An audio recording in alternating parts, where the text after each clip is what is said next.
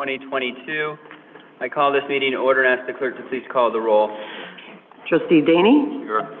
Gansey? Here. Gunstein? Here. Hopkins? Here. Sawansky? Here. President Wallace? Here. We have requested Pastor Alex Culpepper of Alliance Bible Church do our invocation this evening. Thank you for being here, Pastor. Pray with me, please.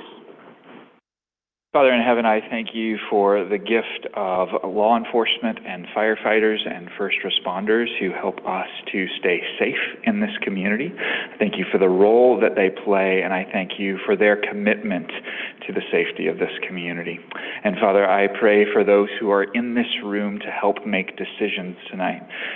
Lord, they are as well a gift to this community, and so I pray that you would help them to steward that gift well and to recognize the role that they play, the number of lives that they have responsibility for, and that you would give your gift of wisdom to them as they process and consider the decisions to be made tonight. Father, we thank you for who you are, and we thank you that you are a giver of good gifts, and we pray these things in Christ's name. Amen. Amen. Thank you, Pastor. I pledge allegiance to the flag of the United States of America and to the republic for which it stands, one nation, under God, indivisible, with liberty and justice for all.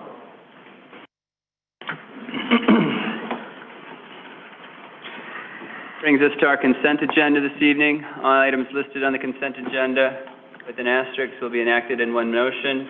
There will be no separate discussion on all items on the consent agenda. That being said, does any board member like to remove anything from the consent?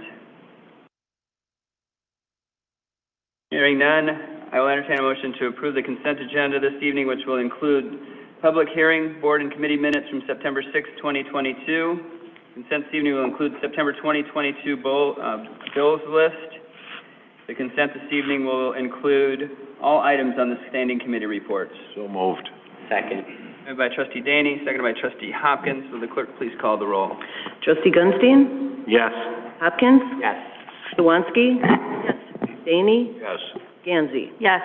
That motion carries. Next item we have on our agenda this evening is the Treasurer's report. Mr. Treasurer. Thank you.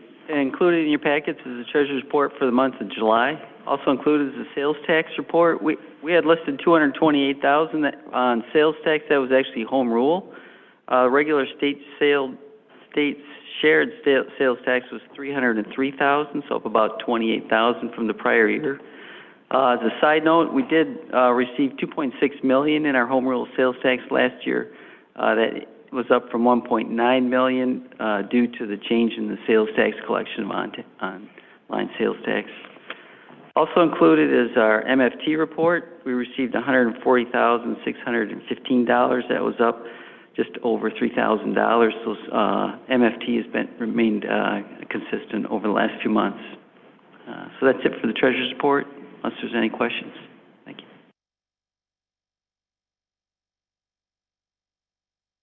Thank you, Todd. Next item we have is the President's report. We have one important item on the President's report. As everyone here is aware, a vacancy in the office of the village trustee occurred by reason of the resignation of village trustee Aaron Ranke. He'll be sorely missed, which was effective August 1st, 2022. Under the Illinois Municipal Code, an appointment of a qualified person by me as the village president must be made within 60 days after the vacancy occurs. The person appointed, if consented to by the Board of Trustees this evening, will be sworn in this evening. Trustee Ranke was serving in an elective municipal office with a 4-year term that would have expired on May of 2025. However, because there remained an unexpired portion of his term of at least 28 months, and the vacancy occurred at least 130 days before the general municipal election, next scheduled for April 4th, 2023. The vacancy for the 2-year remainder of former trustee Ranke's term shall be filled at the election April 4, 2023. Thus, there will be 3 4-year terms on the April 4, 2023 ballot and 1 2-year term for the office of village trustee on the April 4, 2023 ballot. Accordingly, I hereby appoint Joe LaPorte to fill the vacant office of Village Trustee of the Village of Bartlett for the remainder of the term expiring May of 2023, and hereby forward my appointment to the board for confirmation. Can I get a motion to concur and consent to the appointment of Joe LaPorte? I'll move that we appoint Joe LaPorte to fill the vacancy left by Trustee Ranky. I will second that. Moved by Trustee Daney, seconded by Trustee Gunstein. Will the clerk please call the roll? Trustee Hopkins? Yes. Swansky? Yes. Daney? Yes. Gansey? Yes. Gunstein? Yes. That motion carries. I'll now ask the clerk, Village Clerk Lorna Gillis, to swear in the new trustee.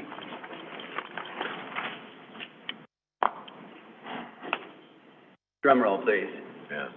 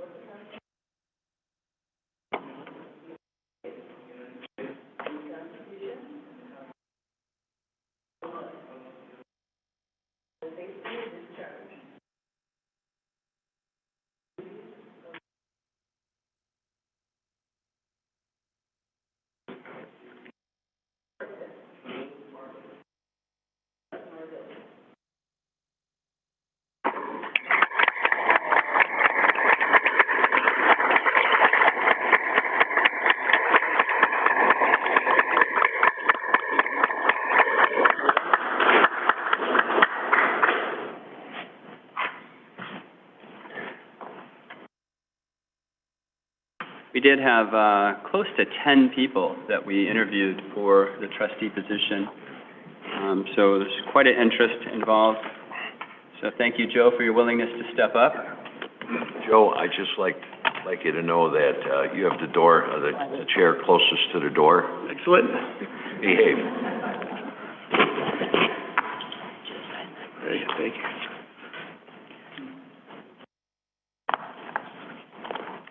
While Joe's signing as an oath of office, are there any questions for staff? Yeah, I have a couple of questions. Just for the record, can we talk about what Public Works is doing on the north side of town? So it's on the record. I know I called you, but let's put it on the record.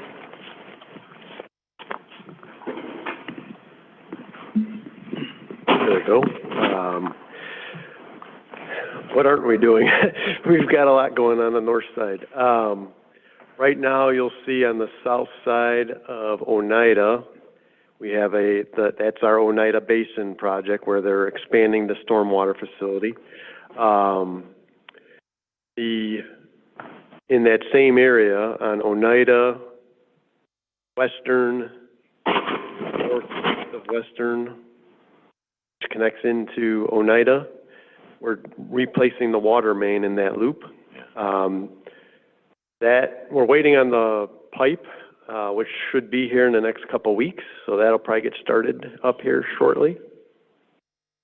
We've been doing, that's the main work in the area I think you're talking about, is the detention facility is a separate project, and then the water main project is going to be started probably in the next couple weeks. And believe it or not, I got a call this week.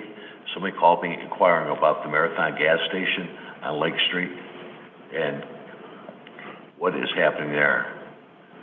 We actually have a motion before Housing Court tomorrow for an emergency order so that we can block off access to the property. And then we have a court date in October to start trying to get the receivership in effect. Property. Right. What timeline could we possibly be looking at as far as improving that? It's really up to the Housing Court judge. So we're hoping to get an emergency order so that we could block off access tomorrow, which means we'd be putting up some sort of barricades in place tomorrow as soon as we get that order. And then once we need to get the cleanup permission from Housing Court, that court date is not until October. Well, the phone call I received, they were asking if I knew if it were for sale. We've Cited the owner. The previous proposal for the 7-Eleven gas station that went through fell through. That's So it's cool. no longer under contract. I've not seen anything advertising that the property is for sale. Thank you. All I have. Very good. Anyone else? Do we have fall brush pickup in October? We gotta start cutting some stuff down. Yeah, well then, maybe a special pickup? Yes, we'll have the unbundled brush pickup the first and second week of October. Good to know. Any other questions for staff? Hearing none, that brings us to the town hall portion of our meeting this evening. If anyone hasn't and they'd like to speak, please fill out one of these little forms in the back and bring it up to the village clerk, and she will call them off. So if you'd like to speak, try to keep your comments to 3 minutes or less, and please state your name and address so the village clerk can use it for the record. I have George LeBron. Good evening, village trustees, once again. Bartlett neighbors, welcome to the meeting. I have a two-pronged conversation I like to have. One is an update on my 3-year-long battle with Cook County and the village of Bartlett over the bad conditions on Naperville Road. I live in Timberline, and I know some people may be here from Amber Grove, and I've talked to people at the Villa Olivia too, and George, try to stay close to the mic if you Okay. can, because we have a little harder time here back here. all right. So anyway, for 3 years, I've been going back and forth with the village and the county, and what came to fruition is kind of a settlement on getting some signs that you see if you're cognizant in the neighborhood. No right turn, can't go straight, turn right if you want to go to Stearns, go left on Stearns if you want to go to 59, do not turn here, do not turn here. Well, none of that was enforceable. It was just kind of a county kind of appeasement to our negotiations. And I'm here to report because I have basically been disgusted with this whole thing for 3 years, and I've kind of taken some time off from talking with everybody here because it's quite emotional. And basically, very little has changed. Speeding, prevalent. Traffic, truck traffic, prevalent, still 3, 4, 5, 6, 7 in the morning, late at night. Had a neighbor sell their home, who you probably know, Nick, that was here with me in the past. People moved in 2 weeks and looking to put their house up for sale already because of the noise and the traffic, pollution, unsafe conditions. I know the village had talked about putting left turn, right turn up in Brewster Creek to kind of help mitigate some of that traffic. But I haven't seen anything of that done yet. Lake Street is insane with all the accidents. People, you cannot turn left from Lake Street onto Naperville Road without waiting 20 seconds. Am I right? It's dangerous. And I don't know why we don't put a camera up either. You guys are all about making money for the village. That's a big money maker because it's prevalent. In addition, I like to now move into the new concept that I read the other day, yesterday, for today's agenda about the 500,000 square foot facility that's being talked about on the northwest corner of Bartlett Road and Naperville Road. Like we don't have enough traffic already, right? The conditions are abysmal, and there's an idea or concept to bring another 55 truck dock doors, another 60 truck parking spaces, another additional 155,000 square foot option to add to that building. Where's it all going to go? I mean, how much can we take? How much can, don't get me wrong, you guys have helped a lot too. The county denied some of the ideas that you guys and Paula presented. But there's got to be some mitigation for the quality of life that we all endure along that road. Seriously. I mean, put up a wall. I see we spend TIF funds, you know, helping Bannerman's out. Well, I think we all pay more taxes than Bannerman. Aggregate it all together. Put up a berm. Help get the speeding reduced, because it is prevalent. And it's unsafe on that road as well. And now, in addition to that, you have new car dealerships going up on Lake Street. Look like we don't have enough traffic trying to get in and out of Moretti's and elsewhere up and down Lake Street. You're looking to put a hotel or row homes or townhomes on that corner as well. I mean, I'm pleading for you guys to help us do some kind of mitigation. I know you have a legal obligation to sell the property, but I'm requesting that somehow prudently you guys figure something out. Maybe the builder, if this does go through, has to pay for stoplights. A stoplight would be a great deterrent for those trucks, because the only reason they're coming down our street is because it's a straight shot, straight through. And not all of them are going to Brewster Creek either. If you go down there, they're going all over the place. So any kind of deterrence with the builder that if this does go through, that they would have to pony up to help mitigate our quality of life would be appreciated. And a wall would be one of them, be the main thing. Thank you, George. Kenneth Schramm?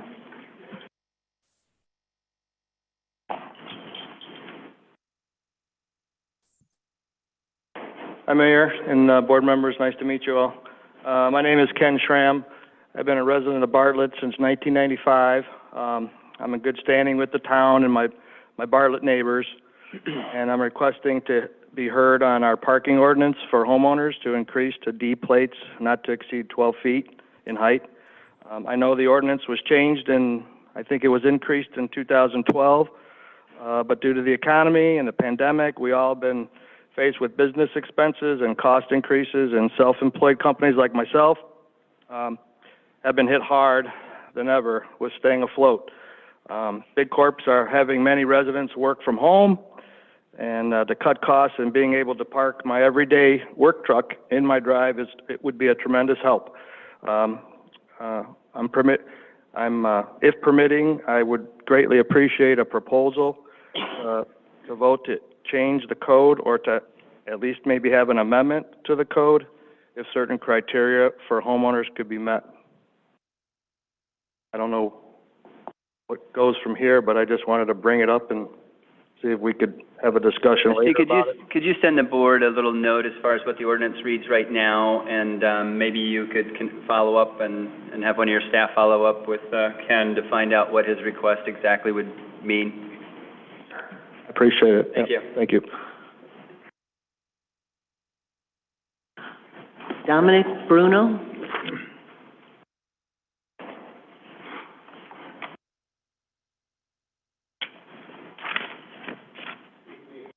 Good evening, ladies and gentlemen. Dominic Bruno. I live on Persimmon Court in Bartlett. I've lived here and I've enjoyed company along with some of our neighbors that have joined us today. Here to voice some concerns regarding the industrial park project at the corner of Bartlett and Naperville Road, Bartlett and Munger. I fish. I go fishing quite a bit. I go around the various ponds in the neighborhood. I see all these security officers sitting in the various new and existing warehouses that drive past me on a public roadway and stop me and say to me, "What are you doing here?" With all of these warehouses, there shouldn't be a security guard if there isn't a crime concern at these locations. Right now, living in Amber Grove, we have enough of a buffer that we don't have to worry about people running into our backyards, although now we do. On another topic, secondly, I frequently do the right turn out of Amber Grove on the west side of Spalding. I turn right, heading south onto Naperville Road towards the railroad tracks.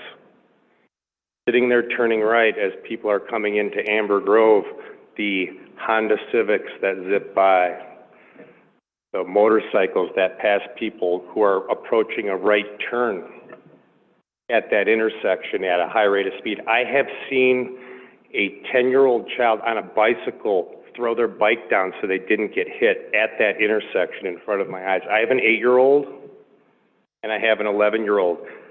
By approving this project at that intersection, you're increasing traffic, you're increasing the amount of turnarounds that happen in our cul-de-sac, you're increasing the light pollution, I would love to see the groundwater study that's happening as a result of adding a whole bunch of concrete, turning our world from green to gray. And I'd like you to really consider the increasing crime stats that I specifically had told to me this weekend by a Bartlett police officer on how the various crime levels are increasing because he was in our cul-de-sac again.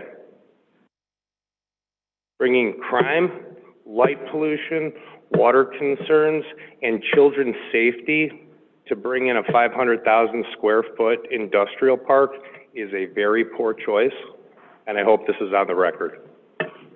It will be. Thank you for your comments. Thank you.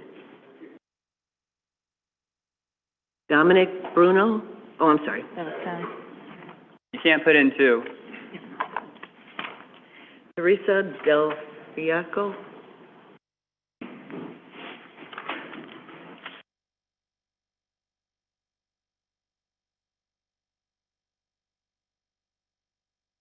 My name is Teresa Del Fiaco. I live on Persimmon Court. My backyard faces where this new industrial warehouse is going.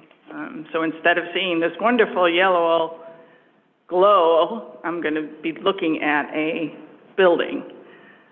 My bigger concern is our community, Amber Grove, we have spent over $2 million on improvements to the siding, the roofing, the driveways, the landscaping, only to have our community be devalued by having this industrial building so close. When you can go 2 miles down the road and there's an industrial park, which is the proper place to have a distribution center warehouse.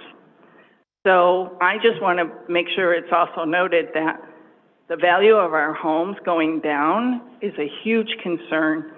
And it's really hard with homeowners associations where they're like, it's so high, but we can show how we're adding value to their homes, only to have a piece of that be degraded because of something we really don't have a lot of control over. Tell them to go down the road. There's plenty of space. There's plenty of open buildings. Go down the road. So you led right into me. I love it. So. Thank you, Teresa. Cameron Khan?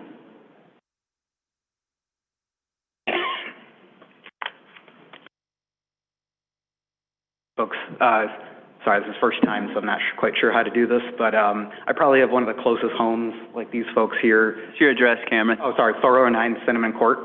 So yeah, my backyard faces that intersection. I won't rehash the proximity to that elementary school, the kind of amount of traffic, the number of accidents that happen right by my backyard, but I think it's interesting how we have an opportunity to choose the character of our community. Like, I moved here from Schaumburg because I don't want to live in a really big town. We have a nice central, little town area. I don't want to live in Elgin or any of the other surrounding communities. But if we really break this barrier of allowing, rezoning to happen to these really large industrial, parks, I think that's really going to damage, the character of our community. And honestly, I'm in a really good position. I don't think everybody is where, if this goes in, I think a lot of people like myself would probably choose to move out of Amber Grove, east and west. So I think it's something to consider. Thank you. Thank you, Cameron. Anyone else want to fill out a slip?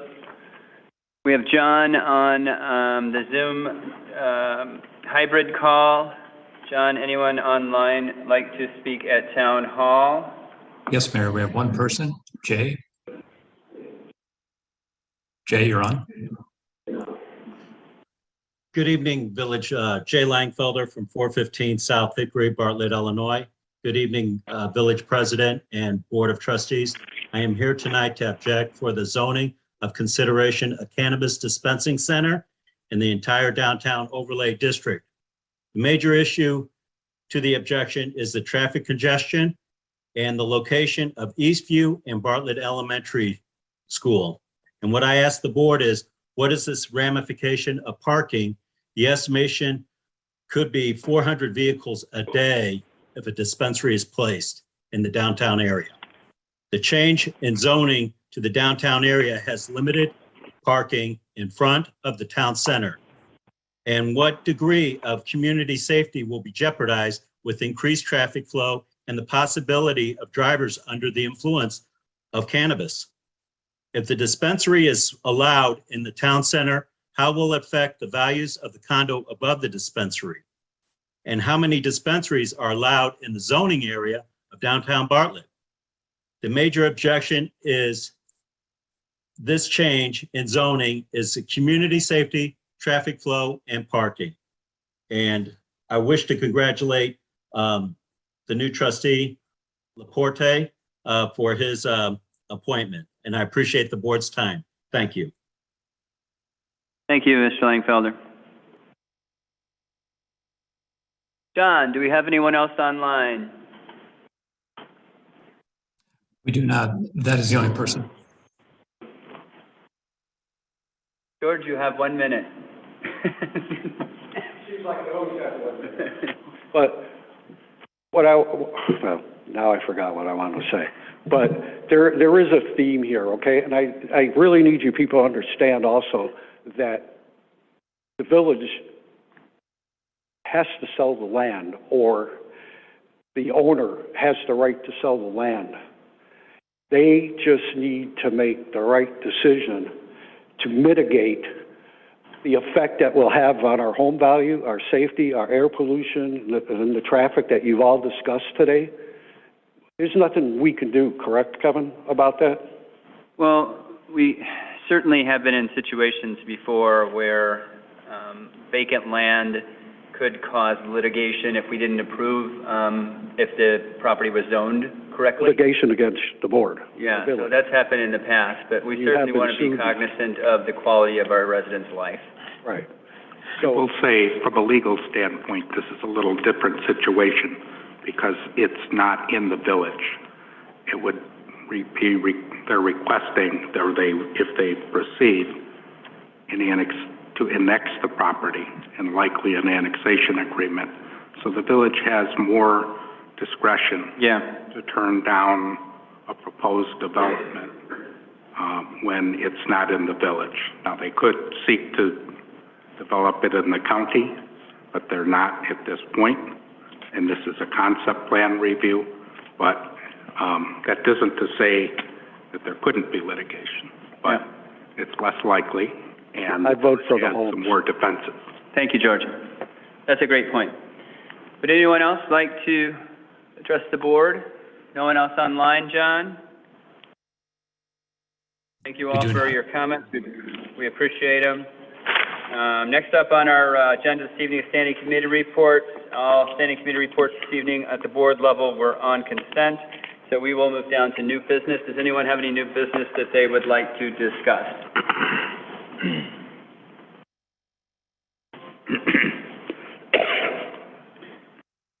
Any questions for staff? All right. I'll entertain a motion to adjourn. So moved. Second. Moved by Trustee Daney, second by Trustee Hopkins. Clerk, please call the roll. Trustee LaPorte? Here. Swansky? Here. Daney? Yes. Gansey? Yes. Gunstein? Yes. Hopkins? Yes. I do have one comment. Here. I think it's really appropriate that you were able to vote for an adjournment, that we should vote for the evening, for adjournment. Nice move, Joe. Start somewhere, small steps.